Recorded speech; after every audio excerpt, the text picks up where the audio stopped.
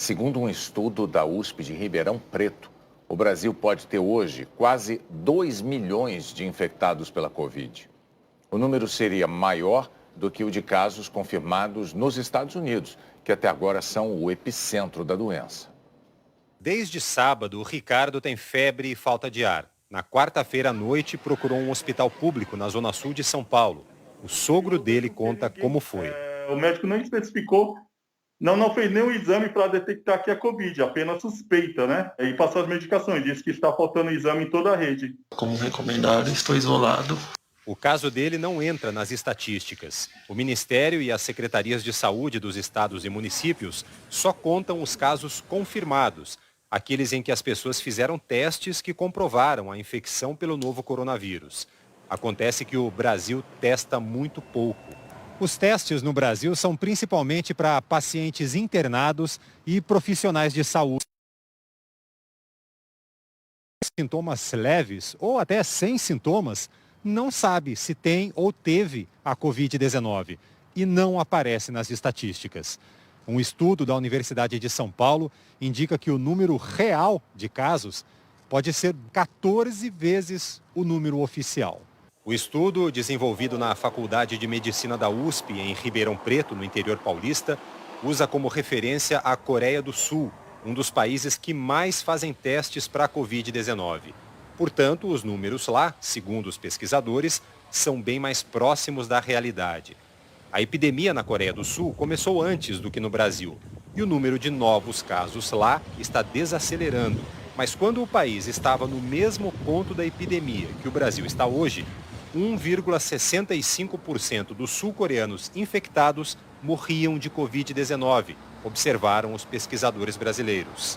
Eles aplicaram essa mesma taxa de letalidade para o Brasil, ajustando o cálculo conforme as diferenças etárias da nossa população em relação aos sul-coreanos. E assim, a partir do número de mortos, a linha de baixo mostra a evolução do número de casos no país pelos dados oficiais e a linha de cima pela estimativa do estudo. Ontem, quando o Ministério da Saúde contabilizava 135 mil casos de Covid-19 no Brasil, o estudo apontava mais de 1.900.000. É mais do que o total de casos dos Estados Unidos, país mais atingido pela pandemia. E olha que um dos números usados nos cálculos, o de mortos no Brasil, também é menor do que o real. Muita gente está sendo enterrada sem que se confirme se a causa da morte foi Covid-19. Se eu for levar em consideração o número de óbitos que são efetivos, tá? Tentando fazer uma estimativa, tirando a subnotificação, o meu modelo, honestamente, explode com o número de casos. Esse modelo, ele é otimista. Ele é otimista. E por isso que eu tenho defendido de que o Brasil, necessariamente, para o mundo, já é o principal foco da epidemia. As projeções têm uma margem de erro, para mais ou para menos.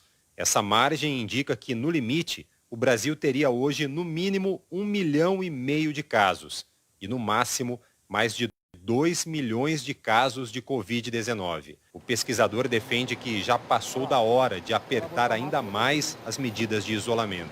Essas medidas que foram adotadas, né, elas não surtiram o efeito adequado. E o que a gente está vendo é um escape, né, um escape importante da mão dos governos, tá, do controle dessa pandemia. Então, a população que já está desgastada com essa situação, né, ela tem que entender que é o seguinte, o aperto nas medidas de contenção, na maioria das capitais hoje brasileiras, elas vão salvar vidas, muitas vidas. O Ministério da Saúde declarou que discute com os estados a necessidade de notificação dos casos suspeitos e confirmados da Covid. Que pelas características da doença e pela falta mundial de testes, a subnotificação é esperada. O Ministério afirma que está seguindo a orientação da Organização Mundial da Saúde para testar o maior número possível de pessoas. Por isso, pretende comprar 46 milhões de testes, que correspondem a 22% da população.